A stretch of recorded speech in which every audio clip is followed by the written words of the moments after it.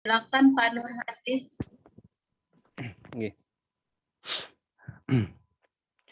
Assalamualaikum warahmatullahi wabarakatuh. Salam. Bismillah walhamdulillah wassalatu wassalamu ala rasulillah wa ala alihi wa sahbihi wa mawala.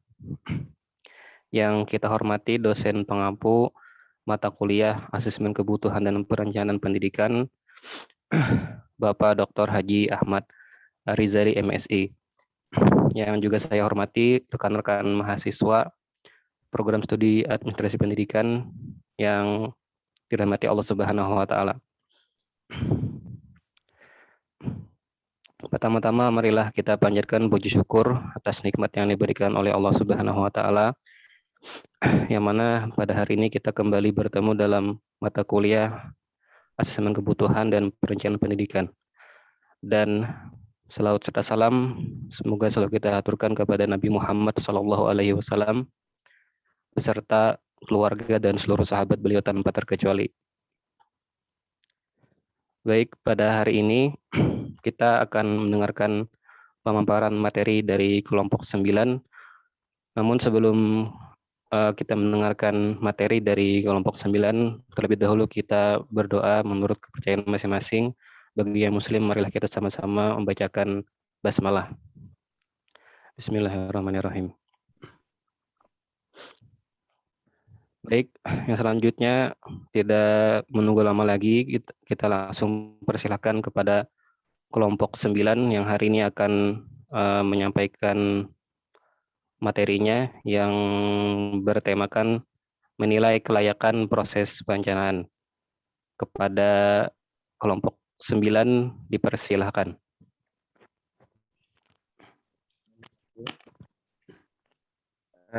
Apakah bisa terdengar, Bapak Moderator? Terdengar, Pak. Iya. Assalamualaikum warahmatullahi wabarakatuh. Salam warahmatullahi wabarakatuh. Baik, hari ini kami akan presentasikan dari kelompok 9 tentang menilai kelayakan dalam proses perencanaan. Adapun dari kelompok 9 yaitu yang pertama saya sendiri Muhammad Najib, dan yang kedua Bapak Tresno Aji, dan yang ketiga Bu Nur Hayati, dan yang keempat Bu Lili Aulia. Adapun yang melatar belakangi kami, pertama perencanaan meliputi pendekatan dan strategi yang harus diadakan diawali dari informasi dan diakhiri oleh evaluasi. Suatu uji kelayakan pada proses perencanaan itu perlu dilakukan agar dapat merumuskan sebuah rencana yang baik. Uji kelayakan ini terkait tentang beragam sumber daya internal atau eksternal, atau sumber daya manusia atau material. Dan selanjutnya, apabila perencanaan ini disusun berdasarkan sumber daya yang tersedia secara cermat dan akurat, akan menghasilkan tingkat kelayakan rencana pendidikan yang lebih baik ke depannya. Adapun rumusan masalah yang kami angkat, yang pertama, bagaimana kedudukan uji kelayakan dalam proses perencanaan pendidikan. Yang kedua, bagaimana sifat uji kelayakan pada proses perencanaan pendidikan tersebut. Dan yang ketiga, bagaimana output, input, dan proses perencanaan pendidikan.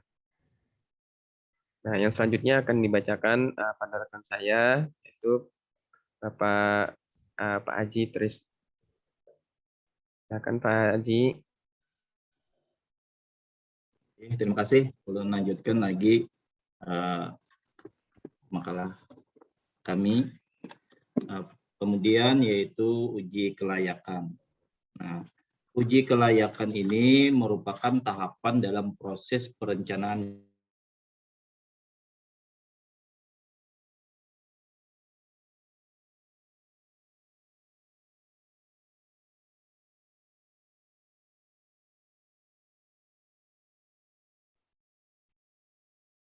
ke halayak atau di ini kan perumusan kebijakannya, maka sebelumnya itu di uji kelayakan ini ada dulu yang namanya proses. Nah, dari pendataan, diagnosis, kemudian ada perumusan kebijakan, kemudian ada penetapan kebutuhan masa depan, kemudian ada penyusunan anggaran, penetapan sasaran, lalu uji kelayakan. Nah, setelah ada uji kelayakan, kemudian dirumuskan dengan perumusan rencana. Kemudian ada lagi implementasi rencana, lalu diadakan evaluasi rencana. Nah, kemudian baru ke revisi rencana dan penyusunan kembali rencana. Jika memang sudah layak, maka seperti tadi dikatakan bisa disebarkan atau dibuat sesuai tujuan kita. Lanjut. Nah, kemudian sifat uji kelayakan ini sifatnya perspektif terhadap uji kelayakan. Pertama, menguji saling antar ketertarikan antara sistem pendidikan dengan lingkungannya. Nah, jadi antara sistem pendidikan yang ada itu dengan lingkungannya itu harus bisa memuat yang namanya ketertarikan. Nah, kemudian yang kedua, uji kelayakan juga harus mempertimbangkan pelaksanaan rencana di bidang lain. Jadi tidak hanya di bidang, kembali dulu. Jadi tidak hanya di satu bidang. Nah, jadi harus memperhatikan bidang-bidang yang lain. Misalnya kan ada yang namanya bidang mungkin ada sarana prasarana, kemudian ada sumber daya manusianya, kemudian selain data-data.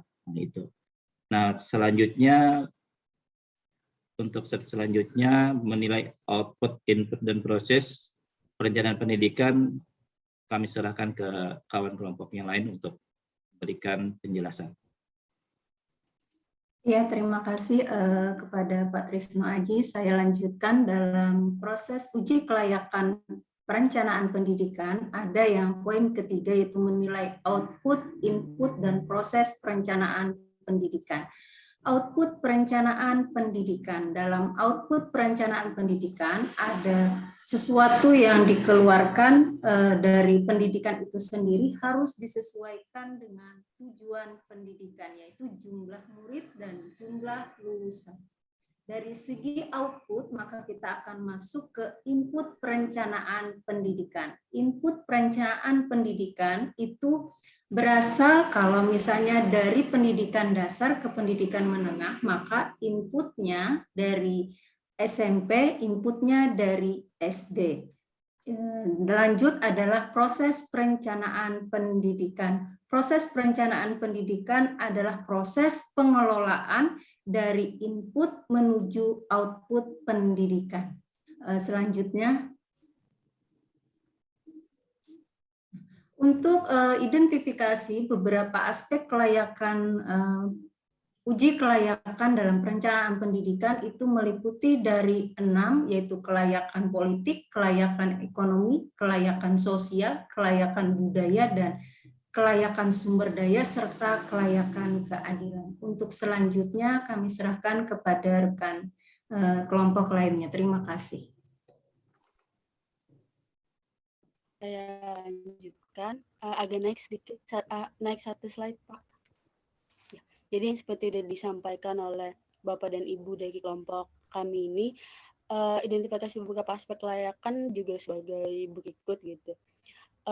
Jadi dilihat dari kelayakan itu, apakah tujuan pendidikan sesuai dengan prioritas politik, apakah kelayakan ekonomi ini tujuan pendidikannya dapat melalui pendidikan, apakah memenuhi kriteria efektif atau efisien. Kalau dilihat dari secara kelayakan ekonomi, apakah hasil-hasil akan dicapai melalui rencana pendidikan dapat meningkatkan status sosial masyarakat.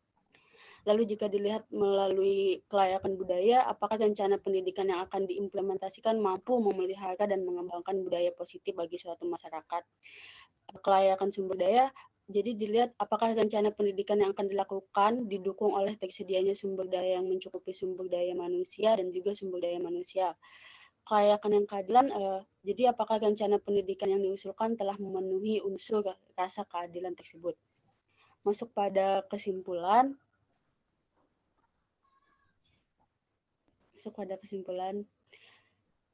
Adapun perencanaan pendidikan tidak akan bekerja dan rencana tidak akan berjalan dalam suasana yang vakum. Aspek kelayakan internal maupun eksternal suatu rencana harus hati-hati diuji sebelum tahap perumusan rencana dimulai. Sekian presentasi dari kelompok kami. Selanjutnya akan kami serahkan kepada moderator. Terima kasih. Baik, terima kasih kepada kelompok 9 yang telah menyampaikan materinya. Baik, kita masuk ke sesi 2. Sesi selanjutnya yaitu seperti biasa sesi tanya jawab kepada bapak-bapak dan ibu-ibu yang ingin bertanya. Silakan untuk raise hand. Untuk kita ada Bapak Jody Prasetyo ya. Terus masih satu penanya saja ya. Kalau begitu silakan Bapak Jody Prasetyo untuk menyampaikan pertanyaannya. Baik Pak, terima kasih atas kesempatan diberikan Pak Nur Hadi. Maaf sebelumnya, Ulun di sini tidak meng-on-kan kamera karena masalah kendala jaringan. Yang ingin Ulun tanyakan terhadap kelompok, uji kelayakan ini kan bersifat makro. Artinya bukan hanya antara di dalam lingkungan sekolah, tetapi juga lebih luas lagi. Nah, di sini tadi ada di slide ke-7, boleh diperlihatkan. Nah, di sini yang masih Ulun belum jelas itu yang ini nomor 1. Untuk menguji perspektif yang nomor 1, yaitu ketertarikan antara sistem pendidikan dengan lingkungannya. Boleh dijelaskan contoh yang pernah Bapak Ibu dapatkan dari pengalaman pekerjaannya itu maksudnya apa ini untuk uji kelayakan yang nomor 1 ini, perspektif yang nomor 1 gitu. Pak Jody itu salah ketik barangkali keterkaitan itu ya. Oh, Keterkaitan. Oh, inggih. Nah, mungkin ketertarikan. Salah ketik, coba dicek dulu. Anunya, yang punya itu, yang punya makalah. Kaitan Bapak ya, terima kasih.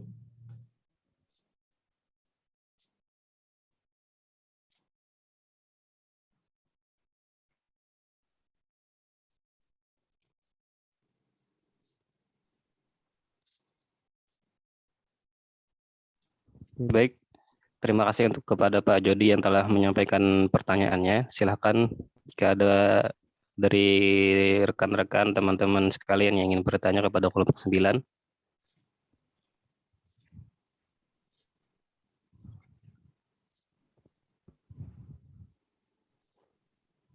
Baik, sepertinya belum ada yang mengajukan pertanyaan selain Bapak Jody Prasetyo. Ada Pak Nur Hadi itu Pak Itu Ketut Pak Arto Arto sama sama Bu Bu Isel. Isel ada raise hand. Oh iya, maaf tuh. Oh ya. Pak Nur Hadi siapa dulu? Oke, siap Pak, silakan Pak Ketut. Iya, baiklah. Baik, tadi telah menyimak presentasi dari kelompok penyaji. Jadi pada intinya tadi saya melihat suatu program, suatu rencana itu benar-benar sebelum di launching itu diuji dulu kelayakannya. Nah, yang mungkin yang sedikit di sini, dan kalau ada catatan di kelompok pihak-pihak mungkin yang otoritas atau lembaga yang melakukan ini. Satu, yang kedua instrumennya di kelompok untuk melakukan uji kelayakan perencanaan ini. Terima kasih. Bisa diulangi pertanyaannya Pak? Tadi sepertinya agak putus-putus. Pertanyaan pertama tadi. Yang pertama, otoritas atau lembaga yang berwenang atau yang lebih berperan lah untuk melakukan uji kelayakan ini. Yang kedua, instrumen, kira-kira instrumen yang digunakan untuk melakukan uji kelayakan ini. Baik, terima kasih Pak Ketut. Baik, selanjutnya Ibu Ise, silakan Ibu. Baik, terima kasih kesempatan yang telah diberikan. Serupa dengan tadi apa yang disampaikan dengan Pak Ketut, di sini ada di slide 5 tentang uji kelayakan. Nah, di sini kan disebutkan merupakan tahapan dalam proses perencanaan yang sangat penting. menguji kelayakan dilakukan setelah sasaran ditetapkan. Nah, pertanyaan sama gitu ya, pihak mana yang berperan untuk melakukan uji kelayakan? Maka itu dikatakan layak. Maka lalu ke tahap berikutnya seperti itu. Serupa dengan apa yang disampaikan oleh Pak Ketut. Terima kasih. Baik, terima kasih Bu Isa dan Pak Ketut atas pertanyaannya. Baik, silakan kepada kelompok 9 untuk menjawab pertanyaannya. Ya, tadi ada 3 pertanyaan dari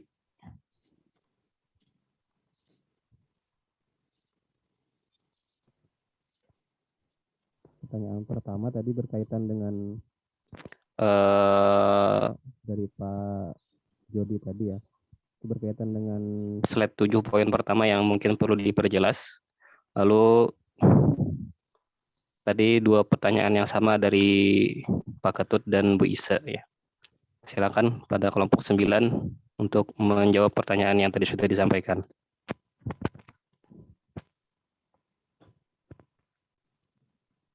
Izin Bapak menjawab. Ya, silakan Bu. Mohon izin teman-teman semuanya. Belum menjawab pertanyaan dari Pak Jody mengenai berikan contoh dari perspektif uji kelayakan mengenai keterkaitan antara sistem pendidikan dengan lingkungannya di sifat uji kelayakan yang nomor 1, Pak. Dari yang saya baca aja, karena saya belum ada pengalaman mengenai di situ gitu. Ada satu contoh mengenai yang nomor 1 ini. Ada suatu perencanaan pendidikan, mungkin kelihatannya akan membangun jenis sekolah baru di suatu desa dengan kurikulum pedesaan yang kuat. Dan lulusan kelas 6 tidak diberi peluang untuk memperoleh sekolah menengah yang modern. Reaksi penolakan mungkin akan muncul dari orang tua yang telah mempersiapkan anaknya untuk dikirim ke sekolah-sekolah dengan model kurikulum perkotaan. Karena mereka melihat sekolah baru itu sebagai lembaga kelas 2, ini menyiratkan bahwa perencanaan mungkin merealisasikan program ini. Meskipun dengan penuh perhatian terbaik, tetapi mungkin menjadi tidak layak karena bertentangan dengan sikap sosial budaya masyarakat terhadap pembangunan. Ini terdapat keterkaitan antara sistem pendidikan dengan lingkungannya. Jadi yang awalnya tadi ingin dibangun sekolah, padahal secara yang lain mungkin sudah tepat gitu, tapi ada pendapat lain dari lingkungan. Seperti itu saja Bapak, terima kasih. Baik, terima kasih. Ada tambahan dari kelompok 9 terkait pertanyaan Pak Jody?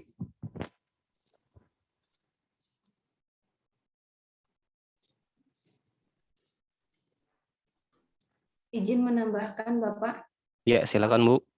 Ya, dalam perspektif uji kelayakan, dalam kita menguji kelayakan itu harus memperhatikan keterkaitan antara uji kelayakan itu kan dilaksanakan sebelum kita merumuskan rencana pelaksanaan. Jadi ini harus mempertimbangkan apa-apa yang menjadi aspek-aspek lingkungan di sekitar kita. Misalnya di dalam contoh pertama kalau tadi Pak Jody minta ketika PPDB kita menerima siswa, kita harus memperhitungkan input siswa kita dari sekolah-sekolah sekitar kita dahulu, lalu input siswa kita juga nilai prestasi sekolah yang di luar lingkungan kita, itu contoh untuk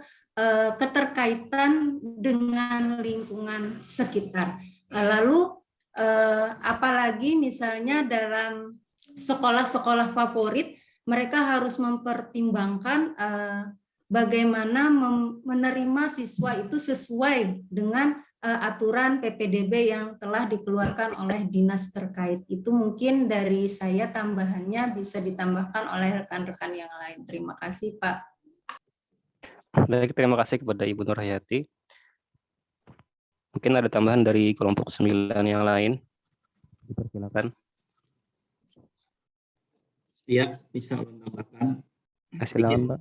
Oke, seperti yang dipaparkan oleh Ibu Lili dan Ibu Nurhayati tadi, mungkin ulun mencontohkan misalnya keterkaitan antara sistem pendidikan dengan lingkungannya itu, misalnya sistem pendidikan kita itu membutuhkan guru yang berkualifikasi S1 misalnya ya.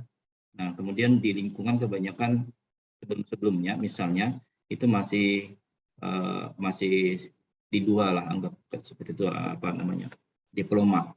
Nah, jadi perencanaannya itu direncanakan supaya meningkatkan kualifikasi seluruh guru SD melalui SD, SMP atau SMA itu melalui pelatihan atau program-program yang dibuat.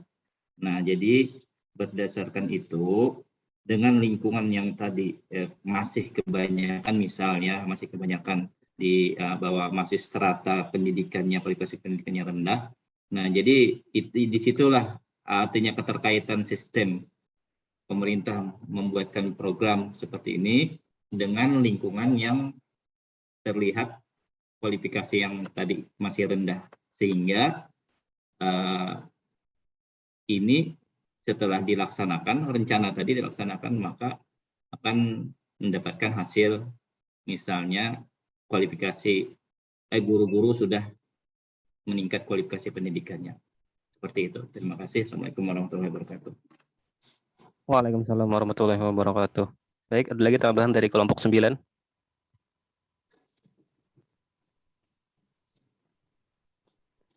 Baik, kalau tidak ada, saya kembalikan ke penanya. Bagaimana Pak Jody, jawaban dari kelompok 9, apa sudah jelas?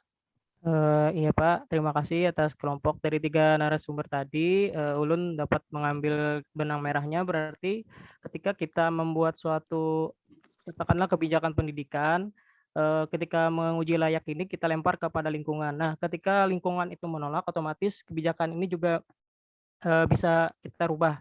Begitu yang ulun dapatkan dari kelompok tadi dari 3 narasumber. Cukup, terima kasih atas masukan dan jawaban dari kelompok. Baik. Oke. Pertanyaan dari Pak Jody sudah terjawab. Jadi ini tinggal 2 pertanyaan dari Pak Ketut dan Ibu Isa ya.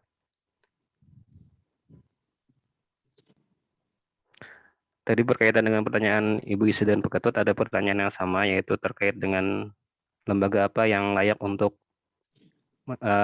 yang menjadi apa? Pihak lembaga apa yang menilai, yang bisa menilai kelayakan suatu perencanaan dari persiapan proses pendidikan seperti itu. Izin Bapak, saya mencoba menjawab pertanyaan Pak Ketut sekaligus dengan Bu Isa. Bisa. Tadi pertanyaan Pak Ketut ada lagi 1 Bu tambahan. Iya. Instrumennya ya. Instrumennya. Iya itu. Ya, pihak-pihak yang mungkin bisa untuk melakukan uji kelayakan, saya kurang tahu kalau mungkin ke uji kelayakan ini dalam segi dinas pendidikan, tetapi kalau dalam sekolah, siapa saja yang berhak menguji kelayakan itu bisa. Satu, pertama kalau kami ada rencana dalam anggaran misalnya itu ada komite sekolah sebagai perwakilan dari orang tua siswa, kedua guru, ketiga level wakasek, keempat level ketua program keahlian. Itu berhak untuk melihat sejauh mana perencanaan itu dibuat, apakah bisa dilaksanakan, apakah layak untuk dilanjutkan, apakah bisa dievaluasi kembali. Itu dalam ruang lingkup sekolah, dalam rencana penyusunan anggaran. Tetapi kalau dalam ruang lingkup sekolah, mungkin kawan-kawan yang lain dari dinas pendidikan atau dari instansi lainnya bisa menambahkan. Saya tidak punya kapasitas dalam bidang yang dinas pendidikan. Terima kasih. Mungkin itu dulu dari pihak-pihak yang bisa melakukan uji kelayakan. Ini ditambahkan lagi oleh rekan-rekan yang lain. Terima kasih. Iya. Terima kasih kepada Ibu Nurhayati jawabannya. Silakan kepada kelompok 9 yang lain jika ada yang mau ditambahkan terkait pertanyaan Pak Ketut ya dan Bu Isa. Ya, sedikit menambahkan. sedikit menambahkan dari pertanyaan Pak Arta dan juga Bu Isa, mungkin saling keterhubungan ya satu sama lain ini. Sejalan dengan Ibu tadi sekelompok kami, bahwasanya biasanya kalau di sekolah otoritas kelembagaan yang berperan lebih yang menguji kelayakan ini biasanya kalau di sekolah itu kepala sekolah ataupun wakil kepala sekolah. Nah, ataupun biasanya kalau dalam kelompok dalam suatu organisasi dalam guru tersebut biasanya kelompok-kelompok yang ditunjuk yang ahli dalam di bidangnya, misalnya ketua dalam kelompok itu tersebut yang bisa menguji kelayakan. Adapun yang lebih kalau di sekolah kami biasanya yang mengujinya biasanya satu sekolah tersebut biasanya yayasannya yang bisa mengujinya, misalnya ini layak nggak misalnya untuk dipertahankan atau gimana gitu. Biasanya yayasan. Terus instrumennya biasanya dari entah itu dari kepala sekolah ataupun dari yayasan itu tersendiri. Biasanya beda-beda instrumen dari ya lembaga ataupun otoritasnya masing-masing. Nah, mungkin itu aja yang bisa dapat saya sampaikan atau bisa saya berikan. Terima kasih, Pak. Oke, terima kasih, Pak. Silakan jika ada tambahan. Ingin menambahkan. Oke, silakan, Pak. Jadi ini yang berhak untuk melakukan uji kelayakan itu pertama yang perlu kita ketahui tergantung dari perencanaan program yang kita buat. Nah, misalnya uji kelayakan guru yang sertifikasi misal. Jadi kan ada memang lembaga-lembaga di negara kita yang melakukan uji kelayakan. Tetapi tidak menutup kemungkinan bahwa uji kelayakan itu juga bisa dilakukan oleh perorangan warga Indonesia yang tentunya harus memiliki beberapa syarat tertentu. Nah, contoh yang bisa melakukan uji kelayakan, misalnya guru itu layak atau tidak mendapatkan sertifikasi, itu dilakukan oleh lembaga sertifikasi profesi.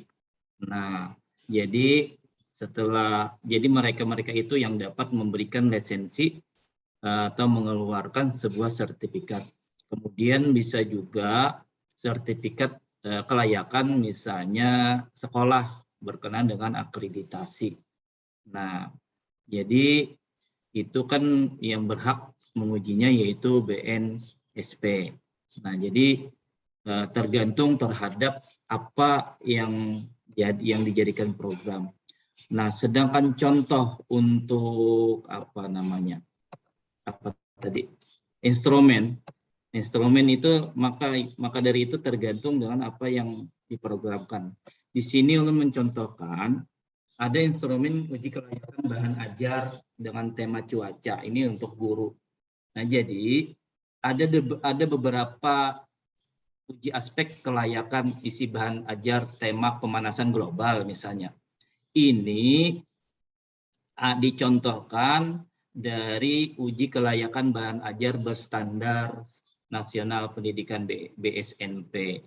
Nah, kalau ulun screen share bisa?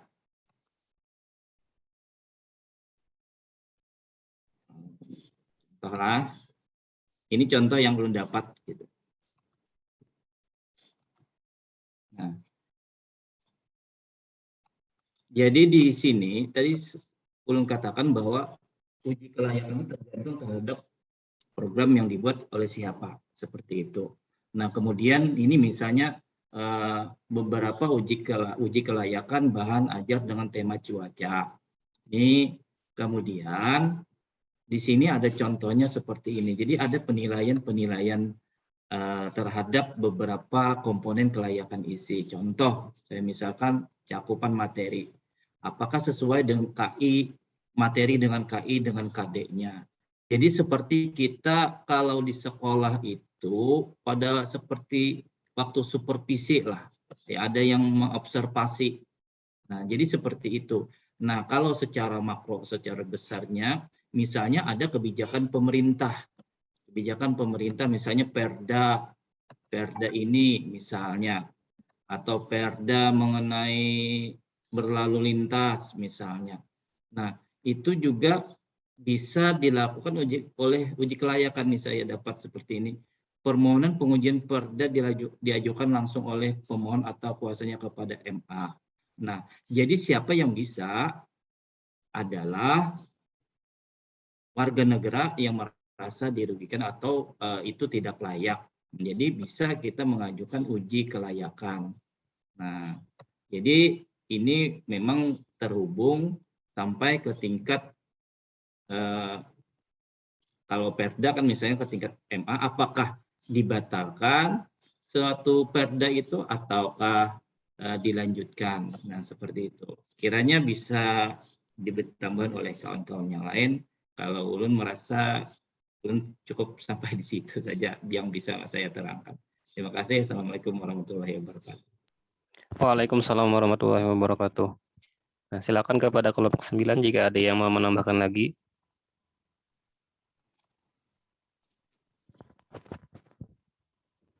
Ulun sedikit merangkum aja Pak dari Silakan. yang dijelaskan oleh Ibu dan Bapak dari kelompok kami tadi, sebenarnya sudah sangat jelas begitu kan. Jadi uji kelayakan pun instrumennya menyesuaikan dengan apa yang memang sedang diuji. Kayak misalnya yang seperti dijelaskan Pak Trisna tadi, misalnya dalam pembelajaran. Kalau misalnya uji kelayakannya terhadap sekolah, berarti instrumennya menyesuaikan dengan apa sih yang dibutuhkan untuk menguji sekolah tersebut. Itu saja sih yang dapat saya sampaikan. Terima kasih. Oke, baik. Terima kasih. Kita kembalikan kepada penanya. Silakan. Bagaimana Pak Ketut terkait pertanyaan pertama Pak Ketut dan Bu Ista ya? Baik, Silakan. Pak Ketut dulu. Ya, Pak Ketut dulu silakan.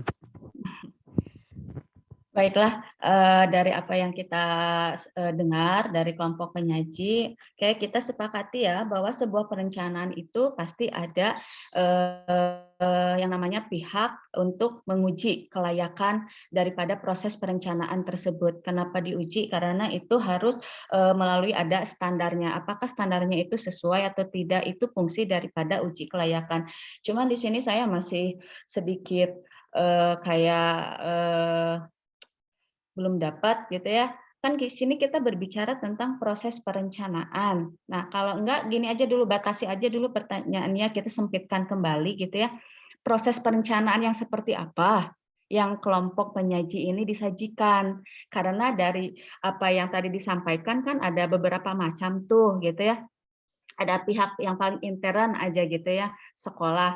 Berarti kalau sekolah ini nanti akan ada penguji pengawasnya itu seperti apa yang disampaikan oleh Ibu Nurhayati, itu ada pihak dari komite ya atau dari yayasan, boleh kita sepakati seperti itu gitu ya, pertama. Lalu yang kedua, tadi Pak Trisno menyampaikan bahwa kalau untuk menguji kepada kelayakan guru, kita lihat daripada keprofesionalannya seperti itu. Dari berbagai macam argumen yang tadi disampaikan oleh penyaji, maka saya ada pertanyaan baru lagi ini muncul seperti itu ya. Jadi proses perencanaan yang seperti apa yang sedang dikembangkan oleh ya atau yang sedang dibahas oleh kelompok penyaji ini gitu. Jadi ada pertanyaan yang baru lagi kalau seperti ini gitu. Jadi boleh nggak memberikan sebuah pemahaman kepada saya yang belum terlalu saya pahami seperti itu gitu ya. Contoh aja betul kalau kita ada proses dana dak fisik gitu ya, kita menyewa sebuah lembaga di sini pihak luar gitu ya yang namanya pihak pengawasan. Di mana pengawasan ini mereka berperan untuk mengawasi daripada proses sarana prasarana yang sedang dibangun itu. Jadi kalau ada sesuatu yang tidak sesuai dengan standar, kita tidak bertanggung jawab karena ada pihak yang pengawas seperti itu. Kan seperti itu maksud saya gitu kan. Nah, jadi pertanyaan saya ada muncul lagi proses perencanaan yang apa yang sedang dibahas di tema saat ini tuh gitu. Itu aja. Terima kasih. Baik, terima kasih Bu Isa. Jadi tadi banyak jawaban juga ya. Ada yang mengatakan tadi dari kelompok 9 yayasan yang layak untuk melakukan penilaian kelayakan. Terus ada beberapa petinggi sekolah seperti kepala sekolah, Pokasek dan lain-lain. Lalu juga tadi ada juga yang membahas Pak Aji juga tadi ya terkait akreditasi, sertifikasi guru juga beda-beda. Nah, sini ingin memperjelas lagi dari Ibu, saya ingin memperjelas lagi itu sebenarnya proses perencanaan apa yang sedang dibahas kelompok seperti itu. Mungkin ini bahasanya umum ya, penilaian kelayakan proses perencanaan. Bagaimana kelompok 9?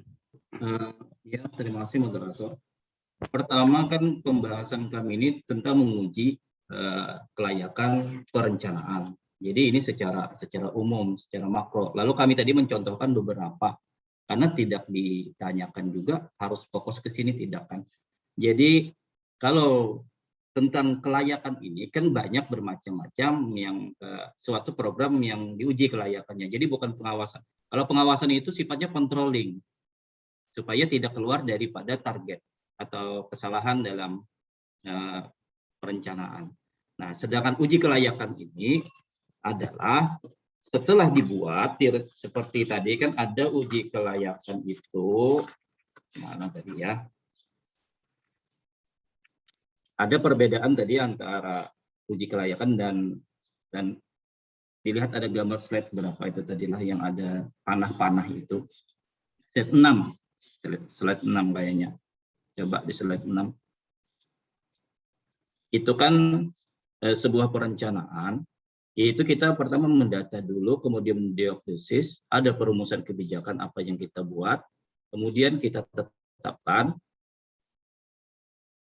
nanti saya contohkan, kemudian penyusunan anggaran, penetapan sasaran, lalu uji kelayakan.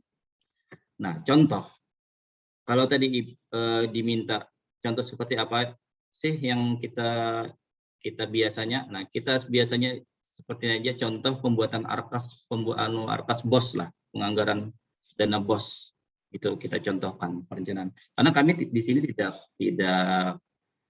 fokus terhadap pembuatan perencanaannya, tidak, tetapi tentang ke uji kelayakannya. Jadi misalnya dana BOS itu kan pertama didata dulu apa yang diperlukan, kemudian ditetapkan kebutuhannya ini apa, sampai berapa besar nominal yang dibutuhkan, kemudian kami susun anggarannya, kemudian kami menetapkan sasarannya. Sudah jadi, nah lalu diuji kelayakan, siapa yang menguji? Biasanya ada tim verifikasi dana BOS di situ. Nah di situ kan ada timnya verifikasi, oh ini layak atau tidak. Misalnya modal pembelian ini, oh ternyata tidak layak, ini tidak bisa ini. Nah, kemudian lalu untuk uji kelayakan tadi, lalu kami contohkanlah bermacam-macam tadi. Kalau di kesimpulan kami pun juga ada banyak tentang uji kelayakan, yaitu tentang kelayakan politik bisa. Jadi apakah tujuan pendidikan sesuai dengan prioritas politik? Kemudian kelayakan ekonomi, apakah tujuan pendidikan yang akan dicapai melalui perencanaan pendidikan memenuhi kriteria atau tidak? Kelayakan sosial, kelayakan budaya, kelayakan sumber daya, kelayakan keadilan. Jadi kami di sini adalah mengarahkan ke uji kelayakannya, bukan sebuah perencanaan. Tetapi kami mencontohkan beberapa contoh uji kelayakan yang mudah-mudahan bisa memberikan pencerahan kepada kita semua bahwa seperti itulah uji kelayakan seperti yang ditanyakan Pak Ketut tadi, bagaimana instrumennya, lalu kami dapat itu tadi instrumennya kan contohnya, kemudian bagaimana siapa yang berhak itu kan uji kelayakan itu pertama setelah kita jadi sebuah program, itu kita sebenarnya di dalam intern kita juga sudah mengarahkan, misalnya kita serahkan ke Dewan Guru misalnya atau ke komite dalam rapat, sudah benarkah seperti ini? Nah, kemudian yang lebih tinggi lagi misalnya Perda, misalnya kebijakan dari Dinas Pendidikan, itu mereka masing-masing juga bisa melakukan uji kelayakan sesuai dengan program yang atau rencana yang mereka buat. Nah, kiranya itu yang bisa ulun sampaikan, mungkin kawan yang lain bisa menanggapi. Silakan dari kelompok 9 jika ada tambahan. Atau mungkin sudah cukup jelas, Bu Isa, bagaimana? Silakan. Baik, terima kasih Pak Trisno. Berarti yang saya tangkap di sini kita kembalikan lagi ke uji kelayakan apa yang akan kita uji. Berarti ini artinya sifatnya fleksibel kan seperti itu ya. Iya, Yang saya tangkap betul. tuh seperti itu, dia tuh sifatnya fleksibel. Jadi pihak dari apa yang kita mau diujikan maka itu yang akan kita libatkan. Seperti itu ya yang saya tangkap ya. Iya, Oke, betul, Bu. baik. Baik, kalau begitu terima kasih atas penjelasan dari kepada tim penyaji sama Bapak moderator. Oke. Untuk terima kasih Bu Isa, dan untuk Pak Ketut bagaimana Pak? Pertanyaan pertama dan kedua terjawab ya? Atau bagaimana? Ya, baik. Sebelumnya saya ucapkan terima kasih atas tanggapan dari kelompok penyaji. Mungkin sedikit yang menjadi kesimpulan saya bahwa kalau ditanya siapa pihak yang berperan dalam melakukan uji, ya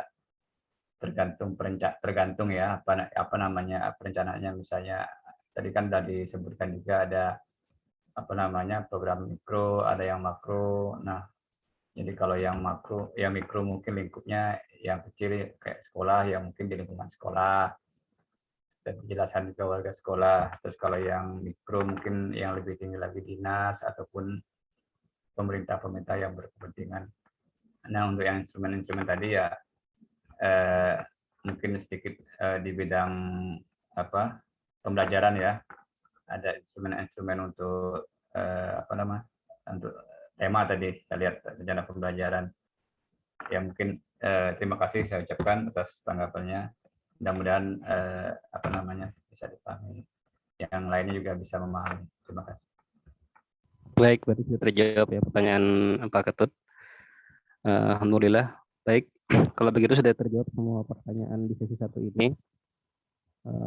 Kita lanjutkan ke sesi 2. Pertanyaan sesi 2. Silakan kepada Bapak-Bapak Ibu yang ingin bertanya. Untuk sesi 2 ini maksimal 3 pertanyaan. Ulun mau bertanya, Pak. Oh, silakan Bu Hidayati. Ya, terima kasih moderator. Di slide 8 itu ada namanya menilai output, input, dan proses perencanaan pendidikan. Nah, yang saya tanyakan bagaimana cara menilai output, input, dan proses perencanaan pendidikan, itu yang pertama. Yang kedua, apa saja yang dinilai dari output, input, dan proses perencanaan pendidikan itu? Itu saja Pak, terima kasih. Yang tadi apa Bu? Mohon diulangi Bu. Yang kedua, apa saja yang dinilai dari output dan input serta proses perencanaan pendidikan itu, apa saja yang dinilai? Ya.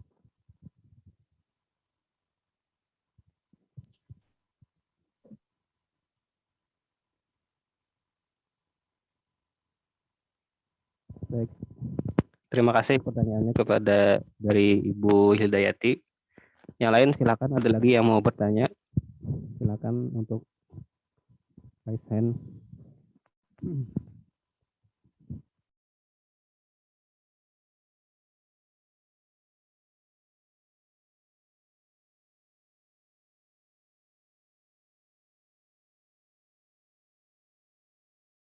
Baik, sepertinya belum ada pertanyaan lain. Silakan kalau begitu. Untuk kelompok 9 menjawab pertanyaan dari Ibu Hildayati. Jadi bagaimana pertanyaannya, bagaimana cara menilai output, input, dan proses perencanaan pendidikan. Lalu apa saja apa saja yang dinilai dari input, output, dan proses perencanaan pendidikan tadi. Silakan pada kelompok 9 untuk menjawab pertanyaan tersebut.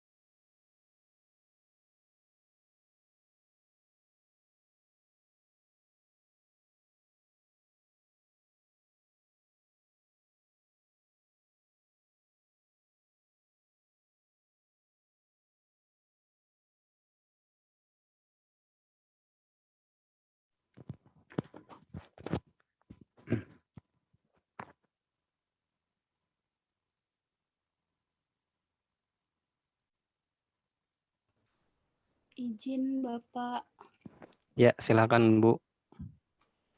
dari pertanyaan Bu Hilda, apa saja yang dinilai dari input dan output dari uji kelayakan ini? Saya ingin sedikit menjawab.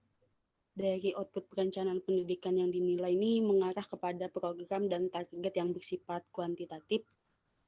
Misalnya dari jumlah muridnya, misalnya ini di sebuah sekolah gitu. Dari jumlah murid, jumlah lulusan, dan dalam bentuk yang lainnya itu juga dilihat dari kurikulumnya seperti apa, isi kurikulum yang baru apa, pendidikan untuk setelahnya apa, seperti itu. Jika dinilai dari input perencanaan, kalau dalam sistem pendidikan ini perbedaan antara input dan output tidak begitu jauh. Misalnya output pada jenjang pendidikan misalnya SD menjadi input potensial pada jenjang pendidikan berikutnya. Jadi kalau misalnya lulusan masuk ke SD, terus setelah lulus SD dia bisa masuk ke SMP mana gitu. Input untuk program dan proyek pada rencana pendidikan dapat beragam, yaitu manusia seperti guru, tenaga administrasi, material, buku, perabotan, dan biaya yang dibutuhkan untuk membayar gaji pegawai itu juga termasuk ke dalam penilaian. Itu saja Bapak, dilanjutkan oleh oleh teman-teman yang lain. Terima kasih. Baik, terima kasih Bu Lili. Silakan dari kelompok 9 jika ada yang ingin menambahkan jawaban dari pertanyaan Bu Hilda.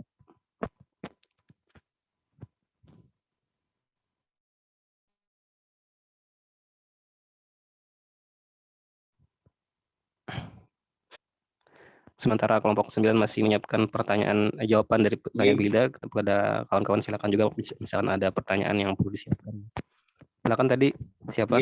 Bisa ulun tambahkan. Oke, silakan Pak. Mengenai pertanyaan dari Ibu Hildayati tadi, apa itu input, output, dan proses perencanaan dalam pendidikan? Bagaimana penilaiannya? Yang perlu kita ketahui, pertama input itu adalah seperti bahan mentah. Input itu ada dua macam lah kita sebutkan di sini. Nah, bahan mentahnya tadi itu ada dua macam. Nah, misalkanlah di sekolah aja Bu, kita misalkan di sekolah, yaitu calon siswa.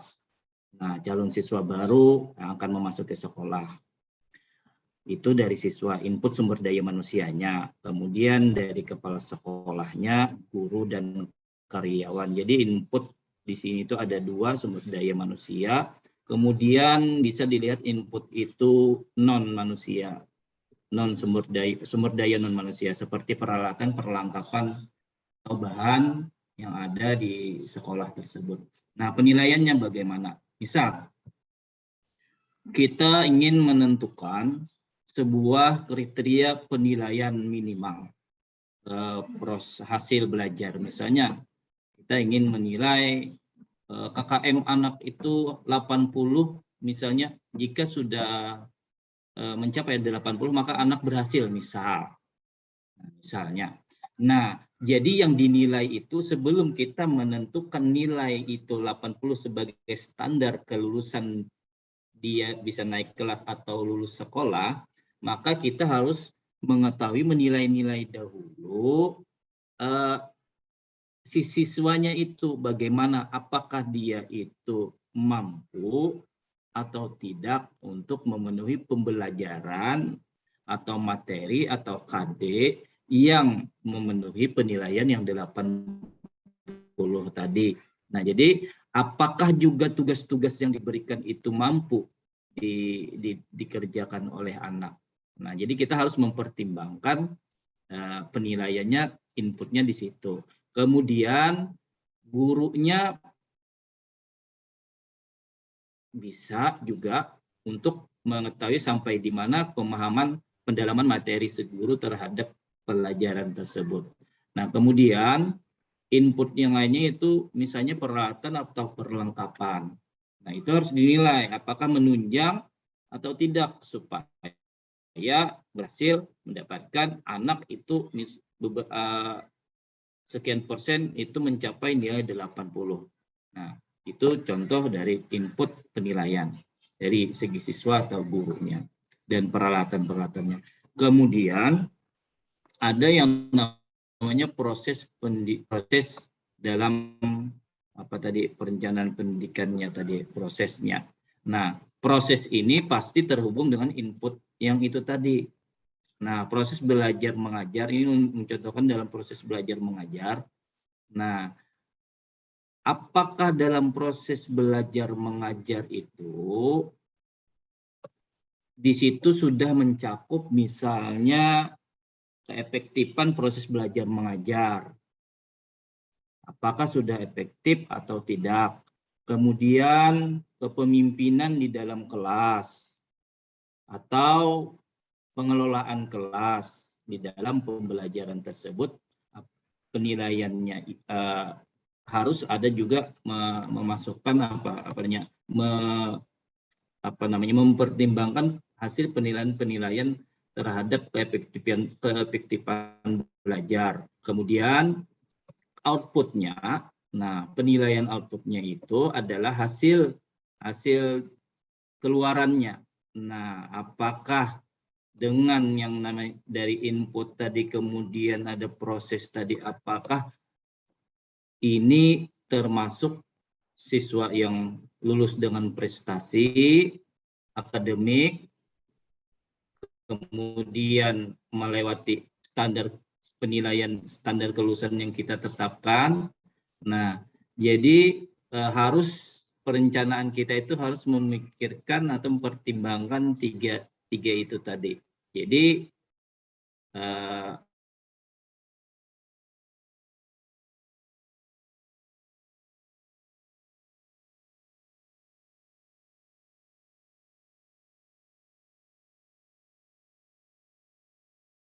kawan-kawan yang lain. Baik, terima kasih Pak Trisno Aji. Silakan kelompok 9 yang lain jika ada yang ingin menambahkan. Sedikit menambahkan dari pertanyaan. Oke, silakan Pak Najib.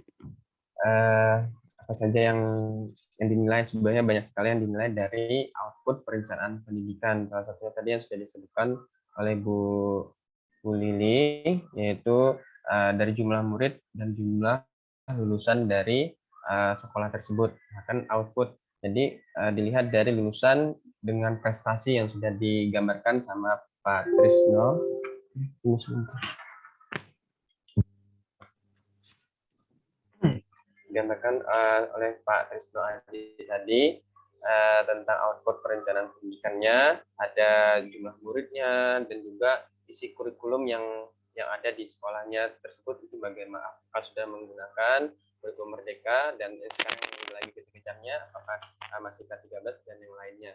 Terus untuk output ini masalah SDM-nya, sumber daya manusia, dan juga ada dari segi material, juga bentuk gedungnya, terus buku, perabotan dan biaya, serta untuk pembayaran gaji kepada guru-gurunya ataupun karyawannya atau pegawainya. Nah, dari output dan input tersebut adalah proses perencanaannya itu saling keterkaitan satu sama lain. Nah, saling keterkaitan satu sama lain antara output dan inputnya. Dari proses apa tadi yang ekonomi ya, masalah itu tadi. Nah, dari aspek politik, sosial, dan ekonomi. Mungkin itu saja yang saya dapat tambahkan. Baik, terima kasih Bapak Muhammad Najib untuk jawabannya. Silakan jika ada lagi tambahan dari kelompok 9.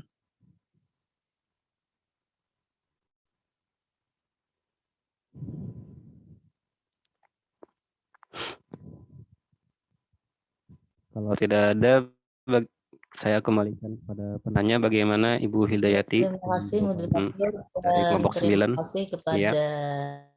kelompok 9 atas jawaban. Saya kira sudah cukup. Oh ya, siap Bu. Terima kasih kepada Ibu Hidayati. Masih ada 2 slot pertanyaan lagi yang masih kosong, yang silakan jika ada pertanyaan lagi dari kawan-kawan.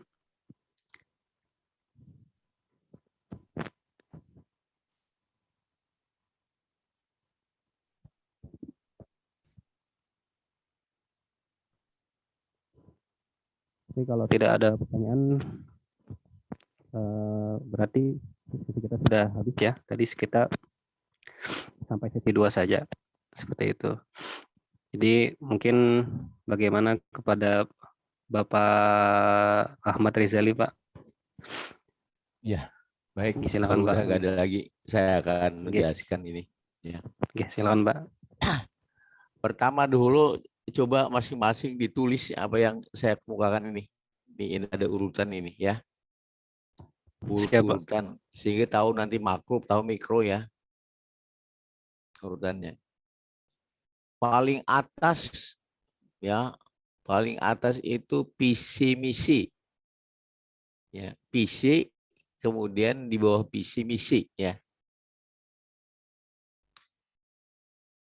Visi itu diwujudkan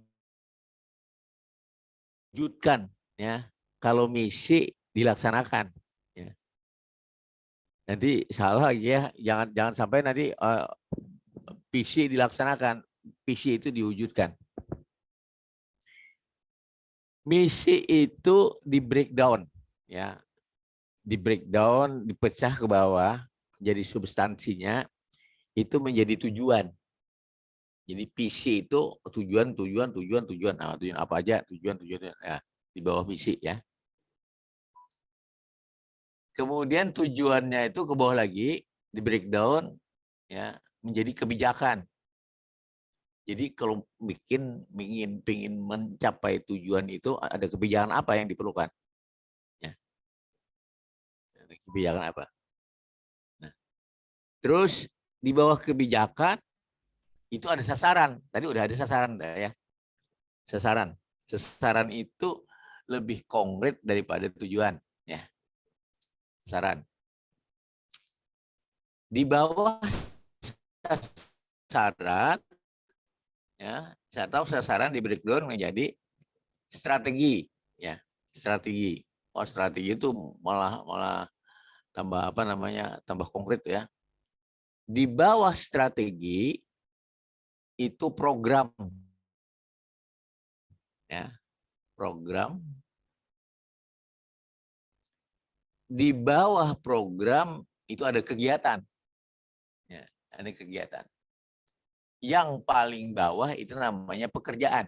Jadi di bawah kegiatan itu pekerjaan. Nah, itu urutan tuh. Jadi kita ini misalnya merencanakan program kah? Merencanakan kebijakan kah? Merencanakan apa? Nah, itu makin akan kelihatan ya. Oke. Baik.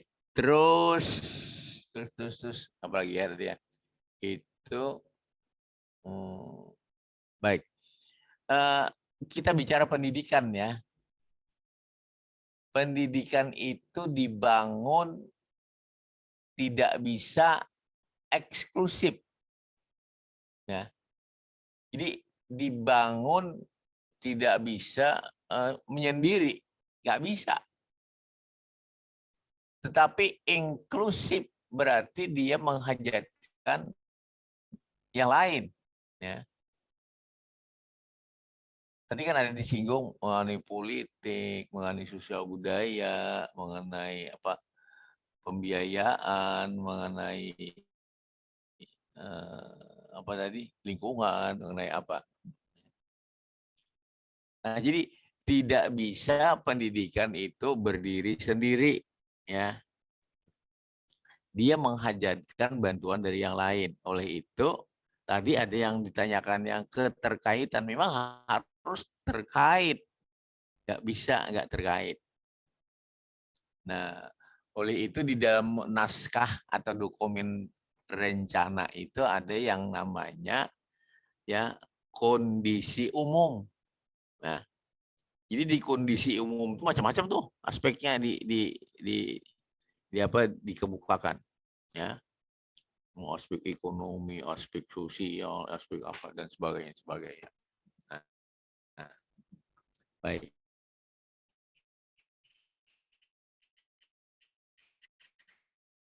Nah, kemudian pendidikan itu bangsa ya. Pendidikan itu merupakan sistem. Kita tahu bahwa Undang-Undang Nomor 20 Tahun 2003 itu adalah tentang sistem pendidikan nasional. Jadi dia sistem.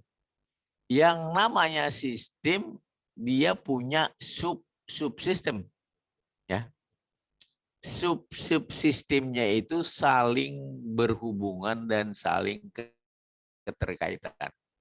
Jadi internal pendidikan itu saling berhubungan, saling keterkaitan. Ada guru ya terkait dengan siswa, siswa terkait dengan orang tua terkait dengan gedung, terkait terus itu ya. Nah, itu namanya subsistem saling berhubungan, saling mempengaruhi. Ada satu subsistem yang terganggu, akan terganggu yang lain. Ya, akan terganggu yang lain. Subsistem pembiayaan misalnya terganggu, yang lain terganggu itu nggak bisa jalan. Ya, bisa jalan. Nah, di samping subsistem ada lagi yang dinamakan supra sistem ya. Supra sistem itu posisinya di luar sistem. Ya. Di luar sistem.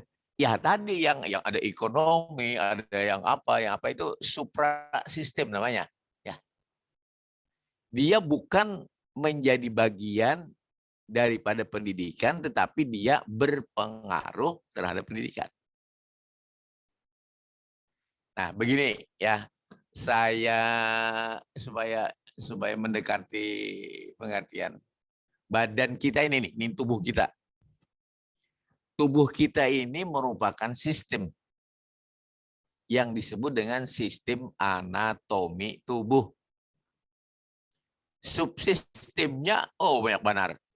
Di dalam ada jantung, ada paru-paru, ada limpa, ada perut besar ya. Terus yang di luar ada telinga, ada mata, ada hidung, ada mulut, ada tangan, ada kaki dan sebagainya ya. Itu subsistem. Dia terkait dan saling mempengaruhi. Coba aja terganggu misalnya kaki kita kesuban. Ya, ujar bahasa Banjar kesusuban. Kenapa mata yang tidak bisa tidur malamnya? Padahal antara kaki dengan mata jauh banget itu. Ini bukti sistem itu terkait dan saling mempengaruhi. Nah, kaitannya dengan supra di badan kita ini, misalnya cuaca, iklim. Ya. Iklim itu bukan merupakan subsistem anatomi tubuh, dia di luar. Tapi dia berpengaruh. Ya. Kalau misalnya lagi hujan, lagi hujan gede, dingin, dia minta selimut. Ya. Kenapa? Berpengaruh, padahal dia di luar. Sama tadi ya, politik. Ya. Ini politik terkait dengan perda tadi. Yang membuat perda itu orang-orang politik. Ya, di DPR. Kenapa terkait dengan pendidikan? Ya karena dia adalah merupakan supra sistem. Nah itu, udah clear itu ya. Nah, baik. Terus tadi kita ke pertanyaan yang pertama, keterkaitan tadi ya, keterkaitan. Jadi jelas jawabannya bahwa pendidikan itu tidak bisa berdiri sendiri. Oke, jadi dia harus, ya, nggak bisa. Dia nggak bisa berdiri, ya, nggak bisa jalan kalau tidak terkait dengan suprasistem yang lain. Nah, kemudian Nah, dari sini siapa yang melakukan kelayakan? Kita bicara kelayakan tadi. Coba buka anunya slide yang ada apa tadi? Berapa ya, slide berapa itu yang ada bundar itu yang mana? Nah, itu ya itu yang merah tuh. Coba. Nah, mana tadi uji kelayakan? Ya. Kita harus bedakan ya, antara kelayakan dengan evaluasi ya. Ada evaluasi ini ya? Oh, ada sama-sama itu yang dikasih tanda hitam ya anunya sinya. Kalau kelayakan itu ya belum jadi ya, belum jadi dilakukan kelayakan. Artinya kelayakan itu dilakukan terhadap draft ya, draft belum jadi hanya coret-coretan aja draft konsep ya, draftnya. Nggak bisa dievaluasi, itu nggak bisa, hanya bisa diuji kelayakannya ya. Tetapi kalau evaluasi ya itu rencananya sudah jadi ya. Rencananya sudah jadi, rencananya itu sudah malah diimplementasi, dilaksanakan, baru dievaluasi, ya. Nah, jadi gimana ya? Kalau evaluasi itu adalah pasca, ya. Kalau kelayakan itu pra, ya. Saya sekali lagi, kalau evaluasi itu pasca, kalau kelayakan itu pra. Oke. Nah, kenapa perlu ya kelayakan ini tadi? Nah, karena yang membuat draft itu, adalah internal orang pendidikan. Ya. Jadi bagian perencanaan di pendidikan. Agar menjamin ya bahwa itu tujuannya, kebijakannya, karena dia terkait dengan orang-orang luar tadi, perlu adanya uji kelayakan. Nah, oleh itu di sini biasanya dilakukan yang namanya seminar. Ya. Seminar. Oh, dari mana? Oh, dari dinas sosial ada hadir. Dari unsur DPR ada hadir mengenai politiknya. Dari unsur pendapatan, dari unsur keuangan ya, terkait dengan pembiayaan hadir ya. Apalagi dari unsur ya macam-macam ya. Dari unsur pembangunan ya, dari unsur Bapeda. Nah, di seminar itu nanti dibicarakan habis-habis. Ya. Termasuk dalam hal ini bahwa rencana ya, draft ini tadi tidak akan lepas daripada visi dan misi daerah ya. Menjamin bahwa nanti kalau rencana pendidikan ini dilaksanakan, itu akan menunjang untuk pencapaian dan pewujudan visi daerah ya, tidak boleh bertentangan.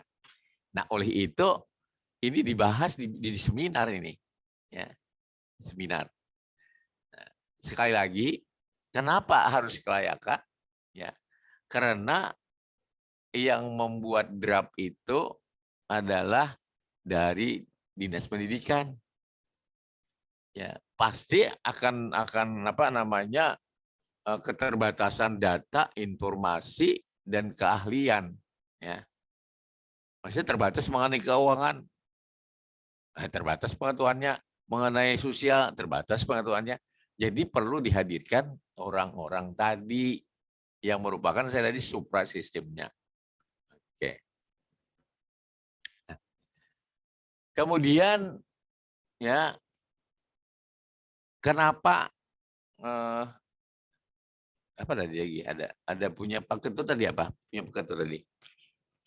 Punya Pak Ketut Instrumen sama tentang lembaga yang menguji.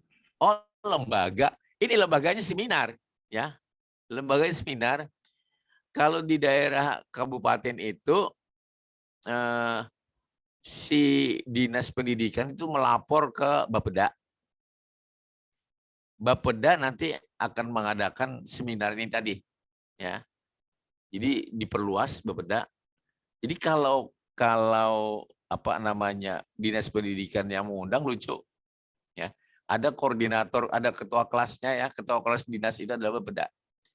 Nanti suratnya ditandatangani oleh Sekda atau ditandatangani oleh malah bupati atau wali kota. Kali ini.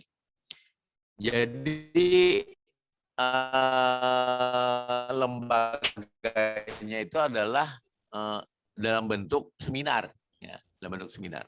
Nah, akan dihasilkan.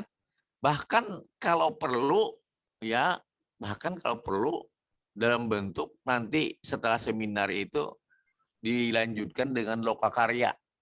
Kalau lokakarya itu nanti menghasilkan betul-betul draft, ada karyanya. Nah, tidak hanya ngomong.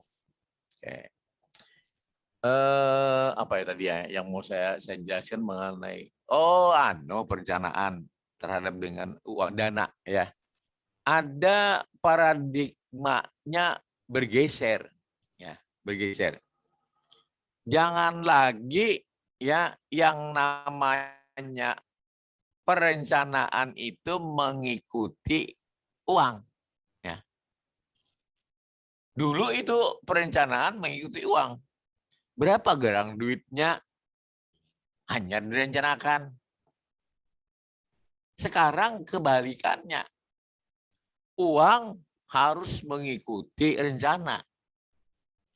Jangan pikirkan uang dulu. Nah, sama kalau misalnya kita makan harus 3 kali sehari bergizi. Biayanya misalnya kita punya 100.000. Uang hanya 80. Nggak bisa diturunkan rencana itu menjadi 80, nggak bisa. Tetap 100. Ya. 20 kekurangannya itu harus dicari ekstra, ya, yang bersangkutan. Sama di pendidikan tadi, harus dicari itu. Nggak boleh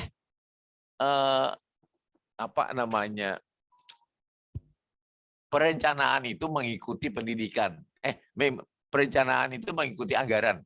Yang harusnya anggaran yang mengikuti perencanaan, gitu, ya, berubah. Lanjut, ya. Terus Ibu Esi tadi pertanyaannya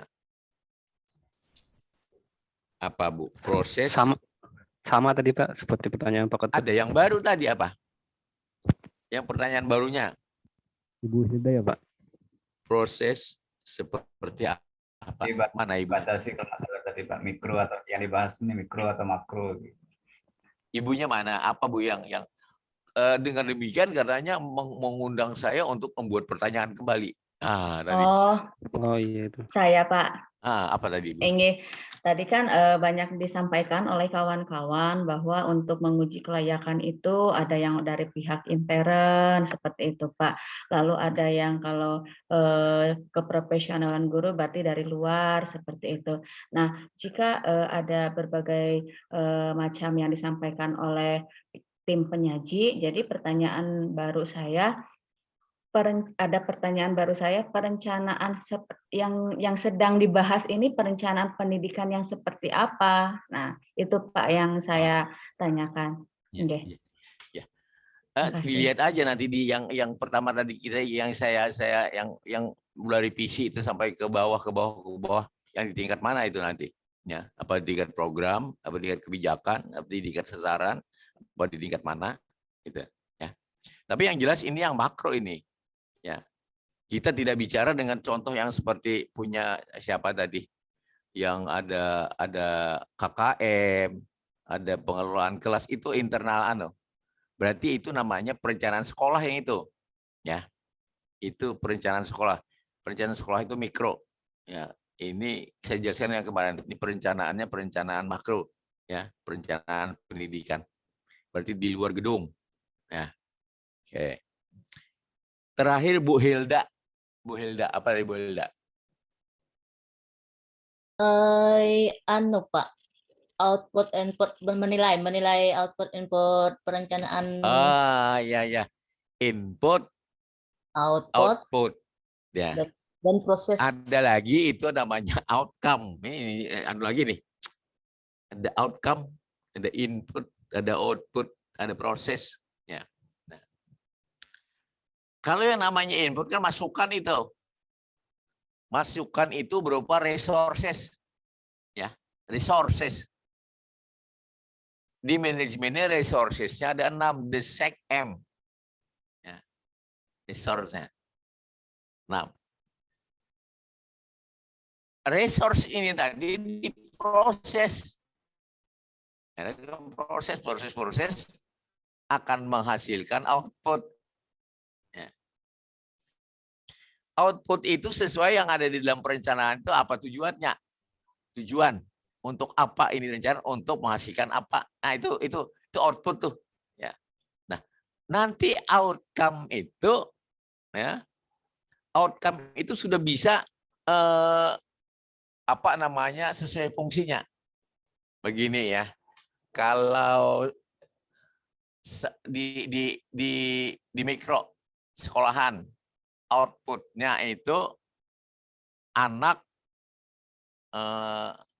tamat, ya, kelas 6 tamat. Outputnya berapa orang ya tamat. Outcome-nya itu tadi, apakah anak itu tadi bisa melanjutkan ke sekolah lanjutan, itu outcome-nya.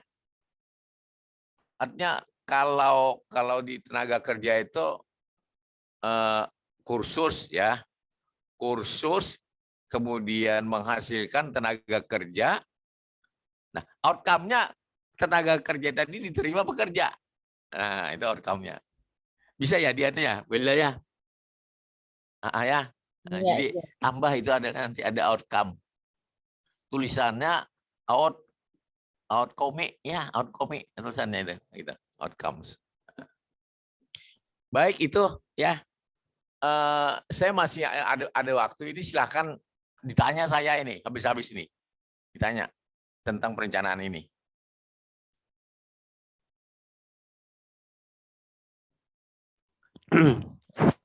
Baik, silakan kepada teman-teman kalau ada pertanyaan. Silakan Bu. Iya.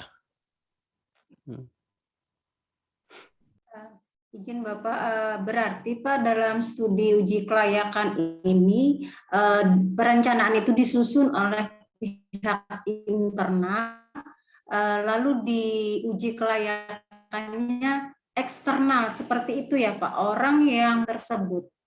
Inggih, terima kasih. Seperti itukah Pak? Persis, betul ya. Ini tadi. Dinas Pendidikan membuat, kemudian untuk memastikan bahwa itu pas, harus yang ahlinya, ya, yang bicara. Ahlinya tadi siapa? Yang punya gawi.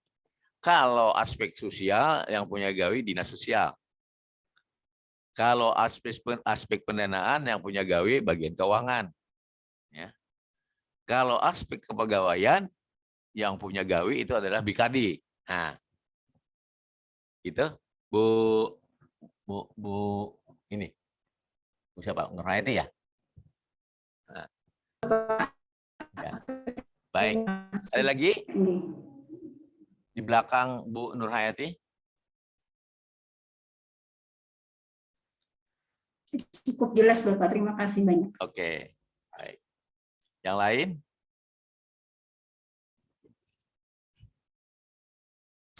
Kalau nggak salah kita ini nanti di sana tuh sampai ke PET, CPM, ya itu namanya network planning. Ya, kalau sampai network planning itu perencanaannya gede itu, perencanaan besar. Ya, hitungan minggu. Ya, minggu tidak ada hari. Minggu. Ya. Jadi ada network jaringan kerja. bisa menggunakan PERT,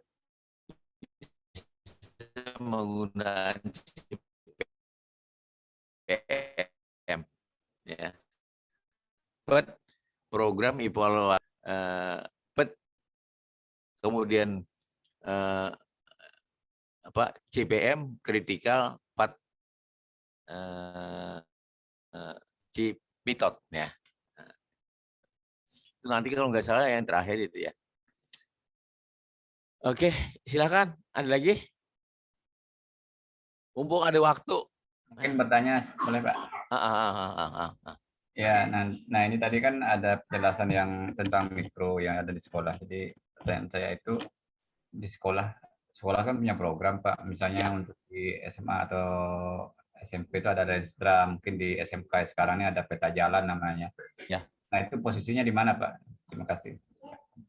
Itu kan ada, kalau sekolah punya Renstra, udah ada Renstra. Kemudian untuk mewujudkan tadi di bawahnya ada yang namanya misi.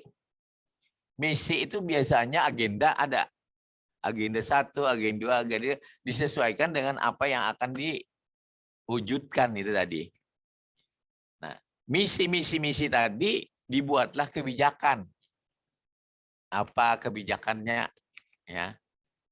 Nah, kalau belajar kebijakan publik ya bisa ini ya, ada kebijakan itu. Setelah kebijakan itu, bukan kebijakan, tujuan dulu ya. Jadi misi, tujuan, baru kebijakan. Setelah kebijakan baru sasaran, ya. Sasaran itu kayak tujuan tetapi lebih konkret. Apa itu ada time, ada 4 itu ukurannya tuh, ada indikatornya ya. Bisa terlaksana, kemudian lupa aku itu 4 itu ya. Apa namanya? Ya, itu sasaran ya. Nah, habis sasaran itu strategi. Ya. Strategi itu bentuk konkret daripada kebijakan. Ya. Strategi. Kemana strategi kita ini?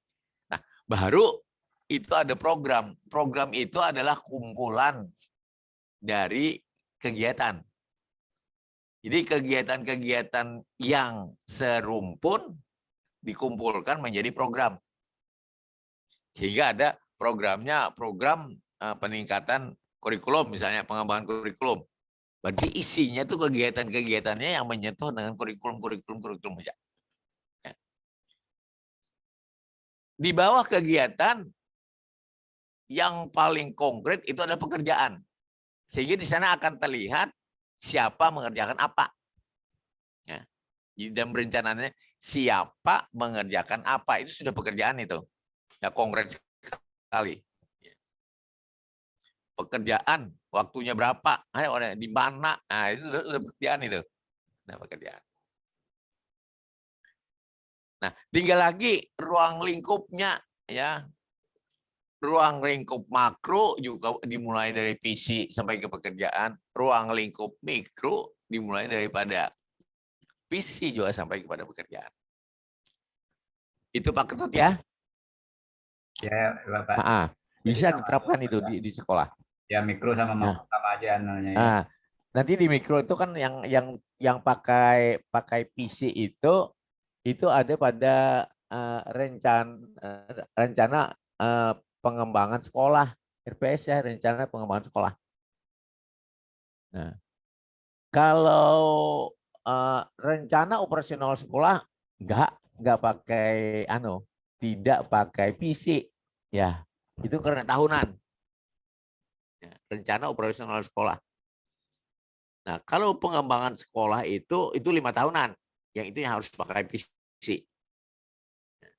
Jadi yang RPS itu di breakdown ke rencana operasional sekolah tahunan itu, ya udah tahunan. Nah, kemudian rencana operasional sekolah tadi diisi dengan uangnya, yaitu yang disebut dengan rencana apa itu? RPPS ya, apa namanya? Yang rencana pendapatan dan sekolah apa itu namanya? RP apa Ketut itu? Pak Ketut. Yang ada uangnya itu, ada Rencana dicantumkan kerja uangnya itu. anggaran sekolah ya Pak. Nah, itu. Oke.